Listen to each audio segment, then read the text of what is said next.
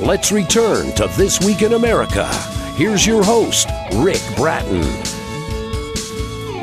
Welcome back, everybody. Missing Parts by Diana B. Roberts is a standalone fiction that explores the enduring power of friendship, the impact of life's choices, and the resilience of the human spirit in the face of adversity. Through Lacey and Mimi's story, readers are invited to contemplate the complex interplay of factors that shape our lives and the lives of those we hold dear. Missing Parts delves into the complex factors that contribute to resilience in the face of mental illness and life's challenges, exploring why some individuals thrive while others struggle. Diana has been a professional fundraiser for many years, serving major nonprofits in the Boston area. Earlier in her career, she served in the Peace Corps in North Africa and later as a speechwriter in Washington, D.C. She worked for several years in Tokyo as a feature editor for the major Japanese English newspaper, and Diana B. Roberts, author of Missing Parts, our guest on This Week in America. Diana, welcome to the program. Thank you. Looking forward to discussing this book, Missing Parts, the book available wherever books are sold. Give you Diana's website as we go through the program. Why did you decide to write this book, and what made you feel you were the right person to tell this story? Well, I have always been pretty familiar with mental illness since my mother was mentally ill from the age of 16 forward. And so the two main characters are experienced having no mothers because their mothers are, as we say, away, meaning institutionalized. So I thought I would be the best person to write about this. Something from your background, and it's interesting how the story unfolds. It's a gripping story. It's Missing Parts by Diana B. Roberts. Her website is dianabroberts.com. Link on by going to our website, thisweekinamerica.us. What made you want to write this particular story? Talk about coming up with Lacey and Mimi and telling the story through the eyes of these two characters. Well, I've always been interested in the concept of survival and renewal. And my mother, who was very mentally ill, I once asked her, "Are you happy?" And she said, in her old British sounding accent, as a sort of fallen person, she said, "No, Diana, it's not about happiness. It's about survival." So that sort of fueled me to write the story. And of course, the Mimi character is, she's all the things I wanted to be, but wasn't. So I that's why I describe her as completely talented and beautiful and all the things that I was not. Well, it's interesting how the two lives, and let's talk about that. Let's go back to what the 60s and the 70s, and the two of these were best friends. And then, as happens with best friends, you go your way, they go their way. Talk a little bit about what happened and how they're reunited. Well, so Mimi marries a Harvard Law School graduate and decides to go to Newfoundland to help the poor people up there in the hospital setting. And Lacey decides to join the Peace Corps. And so they lose touch with each other's lives until about 1995. And I wanted to cover the late 1960s because that was my era. And then I wanted to pick it up in 1995, which is a very different era. And so that's what I did. And being a part of the book is really all about, this is a larger issue, about sort of upper middle class kids who went through sort of a downward family mobile issue. Yes. And that was true for me and for Mimi. And so it's sort of a story about, I don't know if you know this expression, about fallen wasps, white Anglo-Saxon Protestants who are downwardly mobile. It's, as it unfolds, we're caught up in these two characters, Mimi, and caught up with her and Lacey, how they're reunited, and it's a very touching story. It's a powerful story. It's Missing Parts by Diana B. Roberts, our guest on the program. You've written other books. When did you start writing? What inspired you to write in the first place?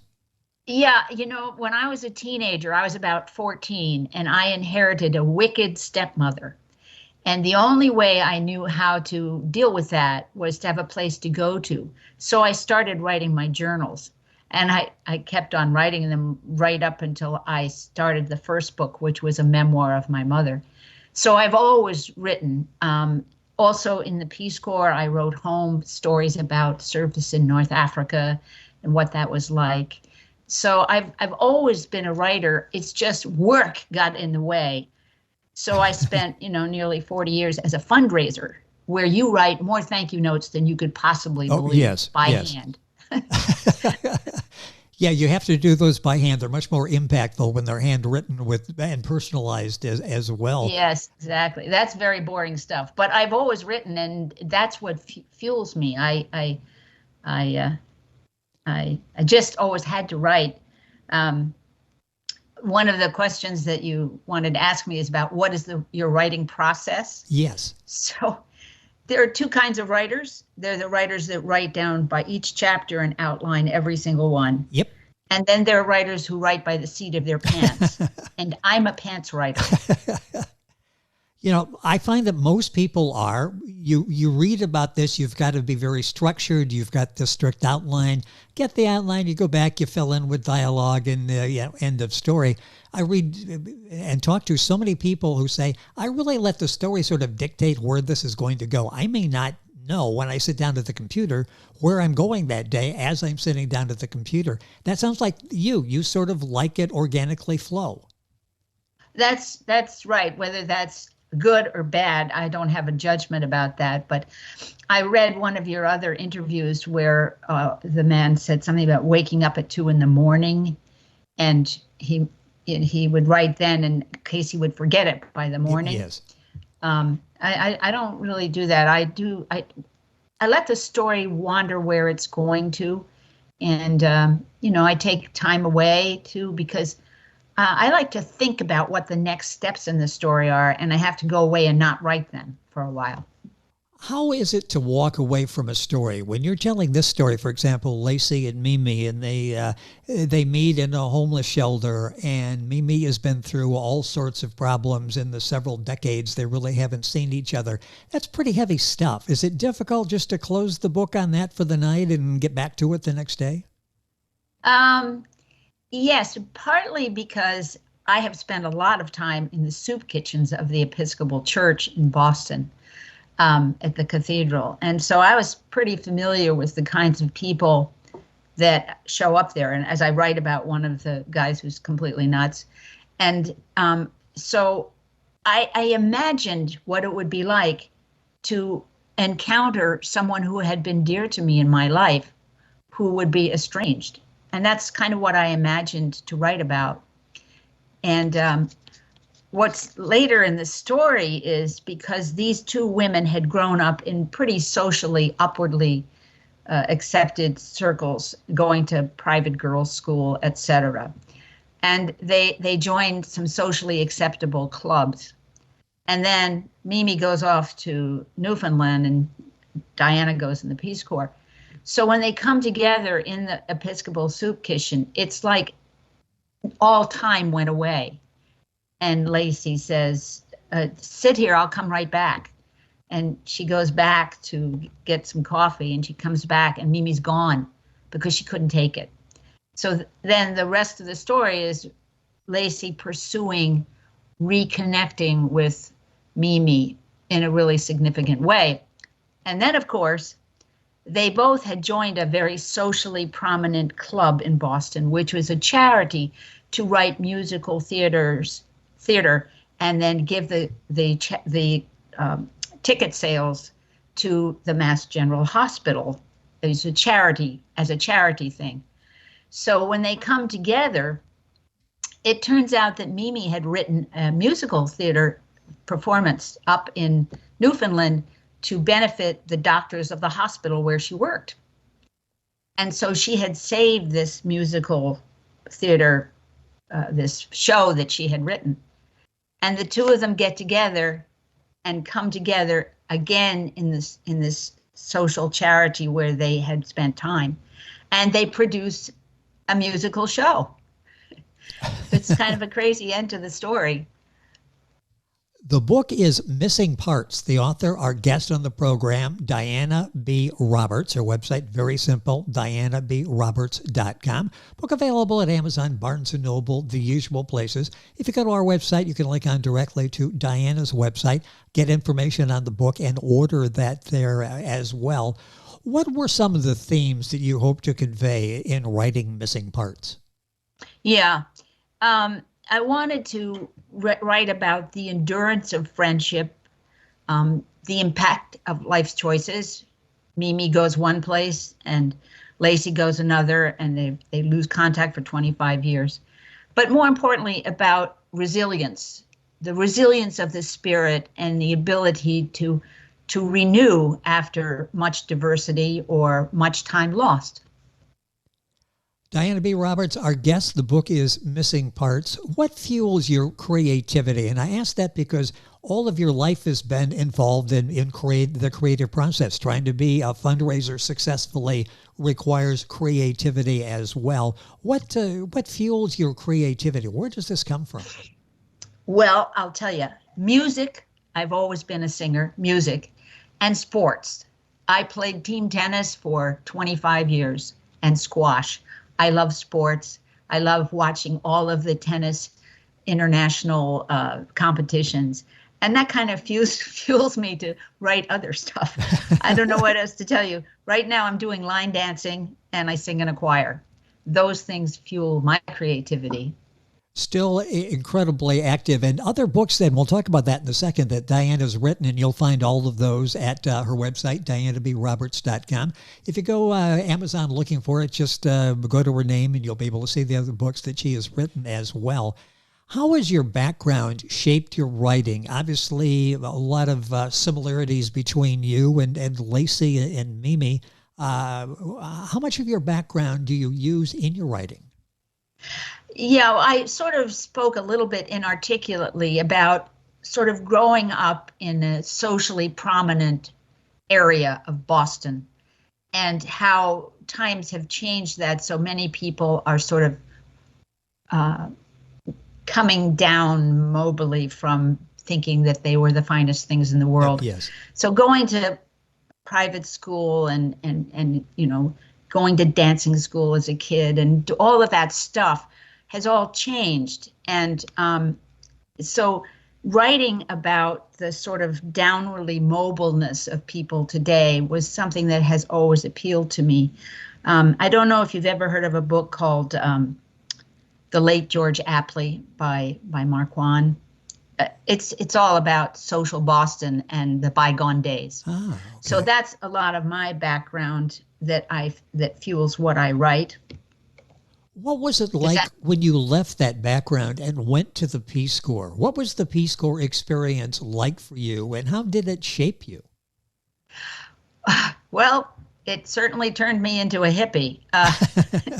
The Peace Corps was nothing wrong with that. What'd you say? Nothing wrong with that. That's okay. So when I came home from the Peace Corps, I was chosen the 25,000th most outstanding return volunteer. Not because I'm the greatest thing in the world, but because all the newspapers wrote, debutante joins the Peace Corps. Ah, yes. And so and I landed in Washington in 1968 when they were crashing windows and Johnson was not going to run again. I got to meet President Johnson. And then they put me on the radio, which was called Pacifica back then. Oh, yes. It became NPR. And so the Peace Corps man said to me, listen, if you smoked all that dope in North Africa, just don't blow us out of the water. And I looked at him and I said, what? I didn't do any of that stuff. So what happened is the Peace Corps shaped me to become very anti-Vietnam. And I went to Washington and, you know, I protested the war, and I really believed in the Peace Corps' three goals, which is you go abroad, help another country to grow their own food by showing them how to do it. Yes. And then you come home and you tell the world what you did to help another country. And so I believed all that stuff. But when I came home, the war was going on, and I was very opposed to that. And so well, that was a time what I did. That was a time of great conflict and going through that. And yeah, it's sort of similar today. Yes.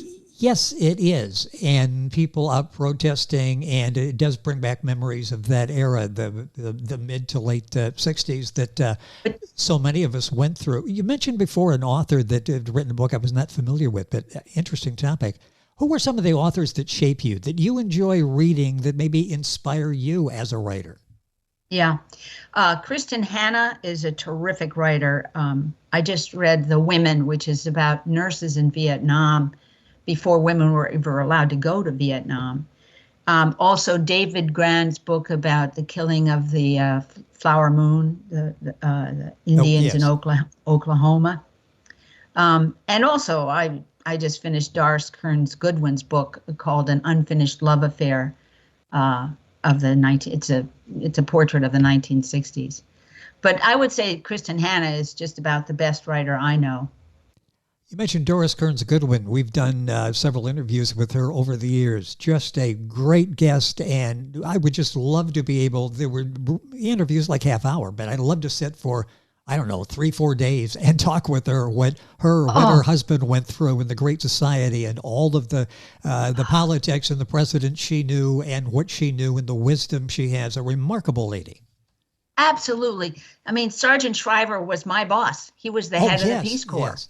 You know, that was that was really a time of hope, which we're sort of talking about now. I think she is a fantastic writer because she can put the personal, the lives of personal and professional lives together in the middle of historic times. I mean, she's just a terrific writer. And breaks it all down so it's understandable, it's relatable, it's a great story, just a remarkable lady and an author. I mentioned before, and she loved baseball. And she loved baseball. A big baseball fan. A big baseball just fan. Just like I love tennis. So see some similarities there, liking sports. I mentioned you had written other books. Talk about the other books that you've written and what you're working on now. Okay. The first book is called Farago, a memoir of Marky and me. A Farago is it's an old English word for a confused mixture. And growing up with a mentally ill mother, believe me, that was a confused mixture. The second book is called Spare Parts. And we are all spare parts until we find our whole. That was my thinking. And it's about being a hippie and living in a commune in Des Moines, Iowa, and about the Peace Corps and my first marriage. But that was a lively time. As you bring out in the book, I love the title as well, Spare Parts. Both those books and, of course, the new and missing parts available at DianaBRoberts.com, or website. You'll find them Amazon, the usual places. What role does faith have in your writing? You had one other question. You asked me if I had another book coming. Oh, yeah, I'm sorry. I'm writing another book called Tilt, about joining a carnival when I was about 22 years old. But to answer your question, each of my books has, my church appears in either the beginning, the middle, or the end in each of these books in some small way, which I'm a firm believer in community, the community of the Peace Corps, the community in a church, and the community inside a carnival. Interesting, because you see that, and I'm picturing a carnival now as you're walking behind the scenes and you see all the motorhomes and the trailers back there, and they do have, it is community, and I'm looking forward to that Tilt. Any idea when that will be out? Lord knows. Okay. Well, just let me know, and then we'll talk about that as well. I would love to have a chance to talk about that. I guess I better hurry up. No pressure, but when you're done, let me know, and I'd love to talk about it and read it as well. A couple minutes left talking with Diana B. Roberts about missing parts. What do you hope the message is as we read Missing Parts? There's so much that goes through my mind as a reader, and I mentioned it, I believe, at the beginning. We all go back and think of those people we were really close to, maybe lost contact with over the years, and what would happen if we meet them again with totally different circumstances. What do you hope the takeaway is? Well, I just think we all have people in our lives that we've lost touch with, and that it's really important to reconnect whenever you can. I was just reading a thing about Alzheimer's. You know, one of the things about Alzheimer's is people lose connections with people they've known, and they sort of lose hope about things. Yes. And it's just really important to stay connected and to socialize and go back and check out some of your best friends from 20 years ago. I have high school reunions every 5 years, and we come back together, men and women, and reconnect. And I just think that's really an important part of life. The book is Missing Parts by Diana B. Roberts. I'd like to thank King Pages Press, the author's marketing consultant, for arranging our conversation today. Their website, kingpagespress.com. The book again, Missing Parts, Diana's website, very simple. Her name, dianabroberts.com. Diana, a pleasure. Time went by way too quickly. Pleasure having you on the program. Thank you for spending some time with us. Thank you very much. And no pressure, but when Tilda's out, let's do it again. Okay. Back to the computer after we hang up today. That's Diana B. Roberts. This book, a very moving book, a story of two people reconnected under different circumstances decades later. The book available wherever books are sold and at Diana's website, dianabroberts.com. You're listening to This Week in America, and we're back on today's program right after these messages. This Week in America is online. You can visit our website, thisweekinamerica.us. Scott Pinkerton, Associate Producer of This Week in America. Jay Anderson, Segment Producer. Ben Watson, Webmaster. Otto Bechet, Director of Engineering and TV Production. This Week in America produced and is a trademark of Blue Funk Broadcasting, LLC. For information on all of our guests and to listen to this week's show, our website again at thisweekinamerica.us. And I'm Sean Bratton, Executive Producer of This Week in America.